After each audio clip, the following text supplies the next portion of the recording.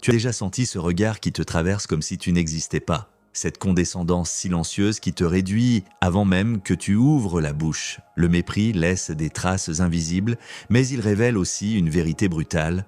Le respect sain ne se demande pas, il se reprend. Aujourd'hui, je vais te parler de 7 tactiques que les hommes lucides ont toujours utilisées quand ils avaient été rabaissés, ignorés, piétinés, et que Machiavel comprenait mieux que quiconque. Ce ne sont pas des astuces pour plaire, mais des lois froides de la psychologie humaine, dérangeantes parce qu'elles fonctionnent même quand tu te tais. Si une phrase résonne déjà en toi, écris dans les commentaires « Le respect commence quand je cesse de mendier ». Abonne-toi, aime cette vidéo et reste jusqu'à la fin car la dernière vérité est celle que presque personne n'ose affronter, même face à son propre miroir. À la Renaissance, une époque obsédée par l'honneur, la réputation et la survie symbolique, le mépris n'était jamais perçu comme un simple affront émotionnel, mais comme un signal politique. Être méprisé signifiait perdre une place invisible dans l'ordre social. Machiavel observait que les hommes ne respectent pas la bonté en soi, mais la cohérence entre la posture intérieure et les actes visibles. Dans la philosophie antique, comme dans les traités de pouvoir oubliés,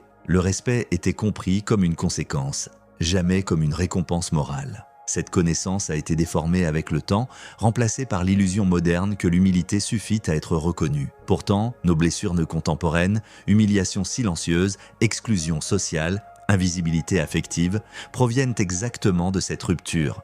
Nous avons oublié que le respect obéit à des lois psychologiques précises, indifférentes à nos intentions, mais sensibles à notre positionnement intérieur. Quand on T'as déjà méprisé? La première erreur instinctive consiste à vouloir réparer l'image que les autres ont de toi. Tu expliques, tu justifies, tu montres patte blanche, tu espères qu'en comprenant mieux ton intention, ils te verront autrement. C'est précisément là que le mépris se consolide. Le respect n'apparaît jamais quand tu cherches à être compris. Il naît quand tu deviens illisible à ceux qui t'ont catalogué. La première tactique est donc le retrait stratégique de la justification. Chaque explication supplémentaire nourrit l'idée que tu dépends du regard extérieur pour exister. Psychologiquement, l'être humain respecte ce qui ne se défend pas parce que ce qui ne se défend pas semble déjà établi. Le silence n'est pas une fuite ici, c'est une reconfiguration de ta position symbolique. En cessant de te raconter, tu obliges l'autre à projeter et cette projection crée une tension nouvelle où le respect peut réémerger. La seconde tactique touche à quelque chose de plus inconfortable encore, la cohérence froide. Quand quelqu'un t'a méprisé, il s'attend inconsciemment à te voir changer de comportement, soit pour te soumettre, soit pour te rebeller de manière émotionnelle. Dans les deux cas, tu confirmes son pouvoir sur toi. La cohérence, elle, est déroutante. Tu ne deviens ni plus aimable, ni plus agressif. Tu deviens stable. Même ton ton, ton rythme, tes décisions restent identiques. Le cerveau humain interprète cette stabilité comme un signe de hiérarchie intérieure. Celui qui ne vacille pas face à l'humiliation est perçu comme quelqu'un qui opère selon des règles qui lui échappent.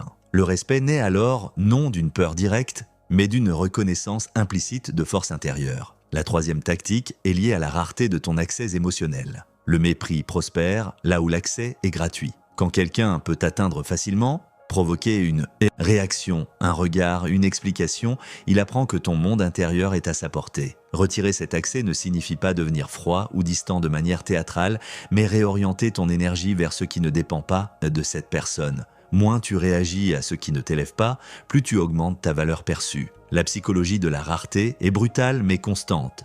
Ce qui est moins accessible est perçu comme plus précieux. En cessant d'offrir ton attention à ceux qui t'ont rabaissé, tu forces leur esprit à recalculer ton importance. La quatrième tactique agit sur un niveau presque invisible. La maîtrise de ton langage corporel est décisionnelle. Le mépris s'alimente des micro-signaux de doute, d'hésitation, de demande implicite d'approbation. Quand tu ralentis légèrement tes gestes, quand tu prends le temps avant de répondre, quand tu décides sans surcommenter, tu changes la perception que les autres ont de ton centre de gravité. Le respect n'est pas lié à la vitesse ou à la domination bruyante, mais à la densité.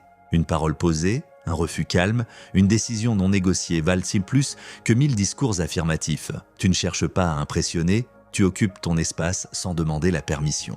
La cinquième tactique est paradoxale et souvent mal comprise. Accepter intérieurement que certains ne te respecteront jamais.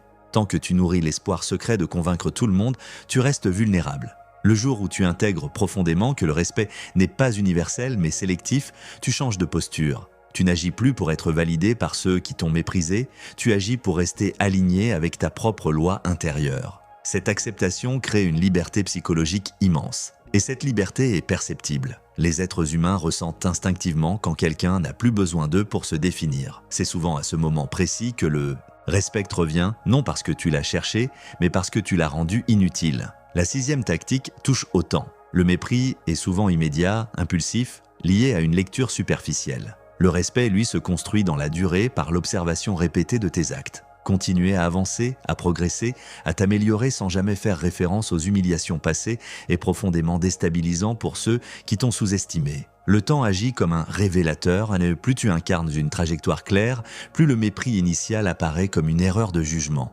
Et l'être humain, pour préserver son ego, préfère transformer son mépris en respect plutôt que d'admettre qu'il s'est trompé. Enfin, la 7e tactique, la plus silencieuse et la plus puissante, consiste à ne jamais chercher à rééquilibrer le passé. Le désir de revanche symbolique, de reconnaissance tardive, est un piège. Dès que tu cherches à montrer que tu valais plus que ce qu'on pensait, tu restes attaché à l'ancienne blessure. Le respect véritable apparaît quand ton présent devient si dense que le passé perd toute importance.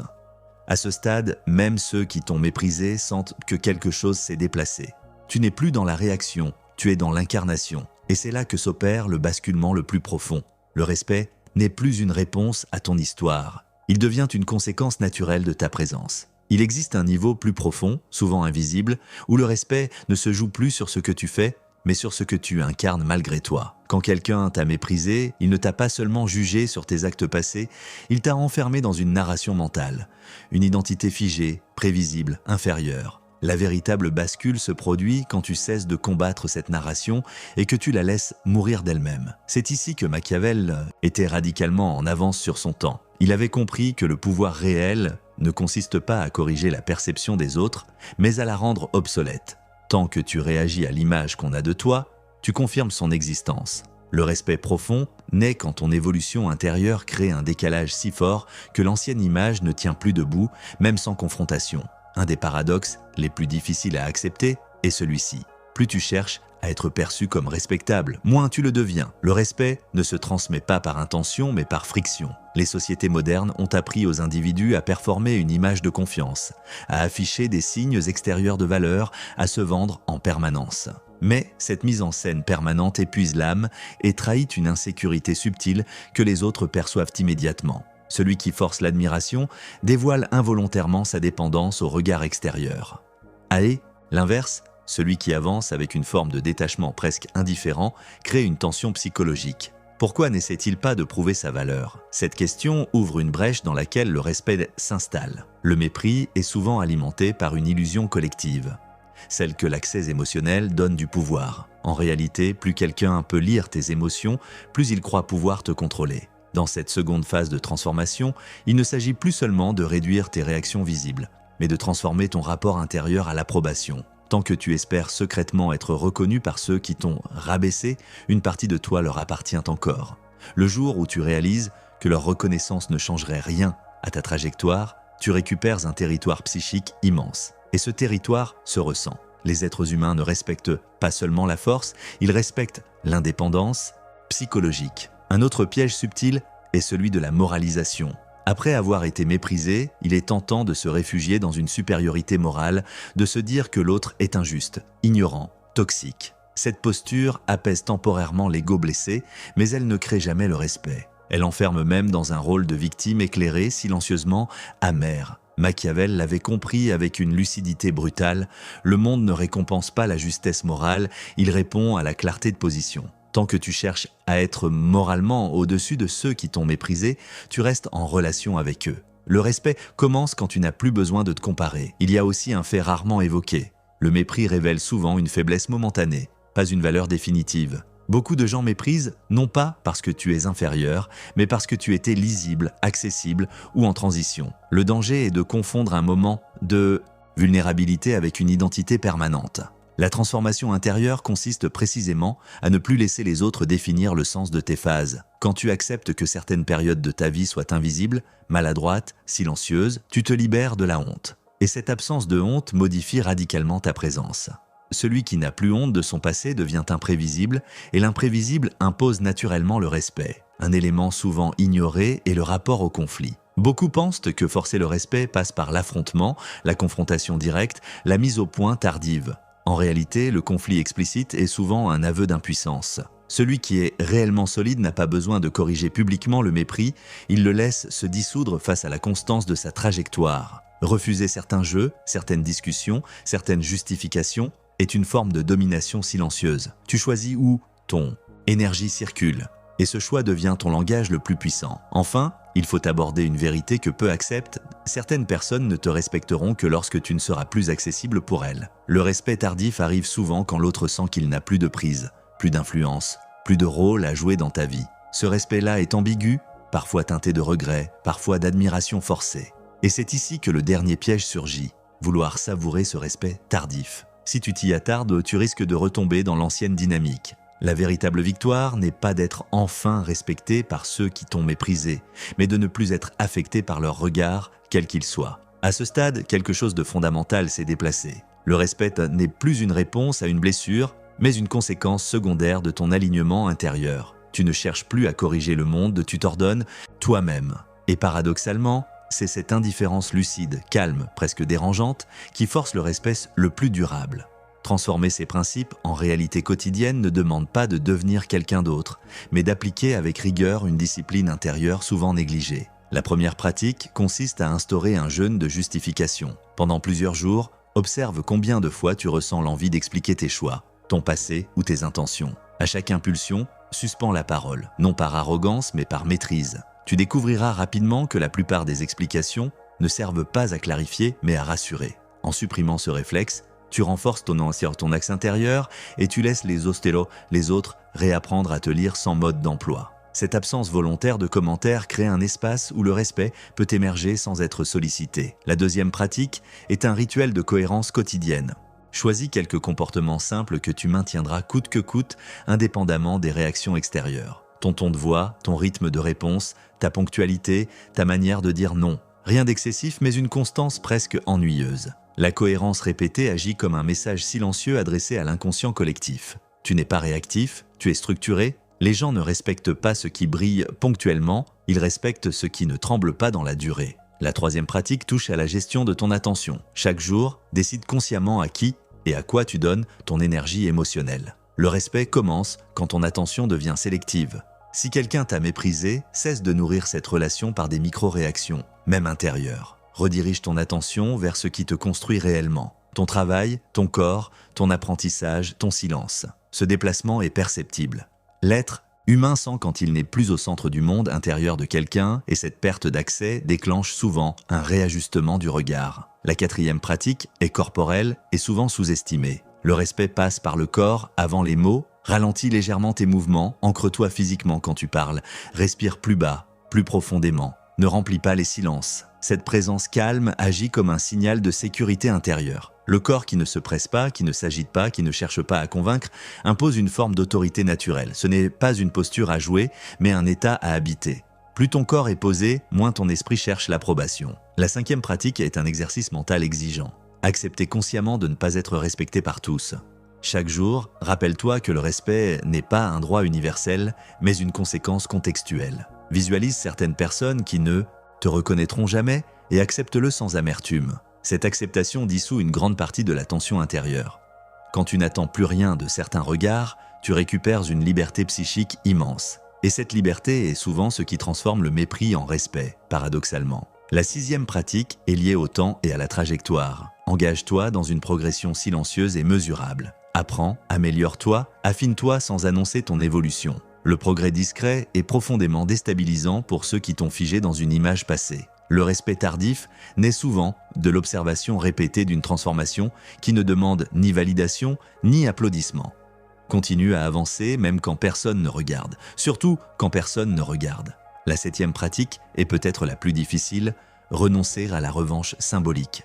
Observe ton désir de montrer que tu valais mieux, que tu avais raison, que les autres se sont trompés. Chaque fois que ce désir apparaît, rappelle-toi qu'il te rattache à l'ancienne blessure. Le respect le plus solide ne vient pas de la reconnaissance tardive, mais de l'indifférence sincère à cette reconnaissance.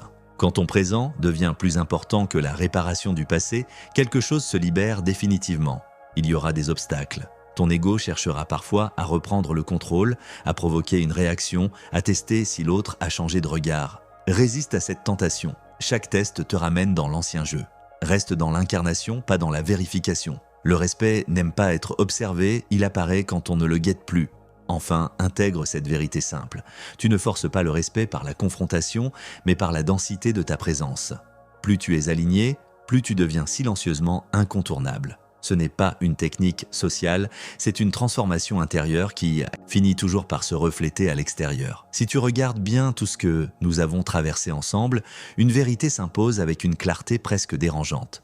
Le respect ne revient jamais quand on le réclame, il surgit quand tu deviens quelqu'un qui n'en a plus besoin. Le mépris t'a blessé parce qu'il t'a fait douter de ta place, de ta valeur, de ta solidité intérieure. Mais ce que peu osent comprendre, c'est que cette blessure peut devenir un seuil. Soit tu passes ta vie à tenter de corriger le regard des autres, soit tu utilises cette épreuve pour te recentrer, te densifier, t'ordonner de l'intérieur. Les tactiques que nous avons explorées ne sont pas des armes sociales, mais des lois psychologiques. Retirer la justification, incarner la cohérence, rendre ton attention rare, habiter ton corps avec calme, accepter de ne pas être universellement respecté, avancer dans le silence et renoncer à la revanche symbolique. Tout cela converge vers une seule chose, reprendre la souveraineté sur ton monde intérieur. Et c'est précisément cette souveraineté qui force le respect, même chez ceux qui t'ont autrefois rabaissé. Il y a un moment, souvent imperceptible, où quelque chose bascule. Tu ne cherches plus à prouver, tu ne cherches plus à convaincre, tu ne cherches même plus à être compris. Tu es là pleinement sans tension inutile. À partir de cet instant, le regard des autres change, ou il cesse d'avoir de l'importance. Dans les deux cas, tu as gagné. Car le respect le plus puissant n'est pas celui que l'on t'accorde, mais celui que tu incarnes sans bruit. Retiens ceci, tant que ton identité dépend de la réaction des autres, tu restes vulnérable. Le jour où ton axe intérieur devient plus fort que leur jugement, tu deviens imprenable. Le monde ne répond pas à tes discours, il répond à ton état. Et cet état se construit loin des projecteurs, dans la discipline silencieuse, dans le refus de mendier, dans la fidélité à ta propre loi. Si cette vérité t'a parlé, laisse un signe dans les commentaires, ne serait-ce qu'un mot, pour marquer ce passage. Abonne-toi si tu veux continuer à explorer ces lois invisibles qui gouvernent l'âme humaine. Et surtout, n'oublie jamais ceci, le respect n'est pas une conquête extérieure, c'est une conséquence intérieure. Quand tu t'ordonnes toi-même, le monde finit toujours par s'aligner.